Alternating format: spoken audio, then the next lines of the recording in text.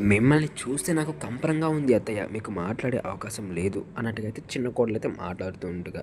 ఇక మీరు ఇలా చేశారనుకోలేదు. నిమ్మకాయతో మొత్తం దెబ్బ బయటకొచ్చింది. ఈ మనోజ్ ఫస్ట్ ఒప్పుకుంది నిమ్మకాయ ద్వారా బయటపడ్డాడు అని అనగానే ఇక ప్రభావతి అయితే మాట్లాడుతూ ఉంటదనమాట. ఇంతలో ప్రభావతి వాళ్ళ ఆయన అయితే ఇక ఎలా తప్పదు.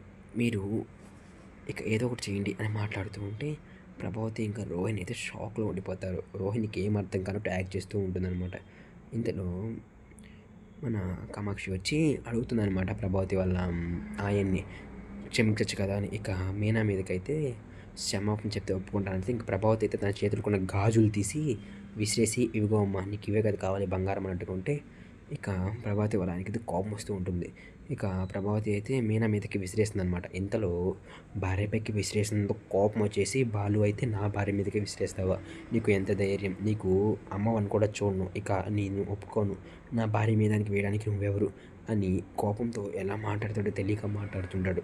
ఇక మనోజ్ అయితే ఇప్పుడేం మాట్లాడలేడు. ఎందుకంటే చేసినాడు తప్పు కాబట్టి.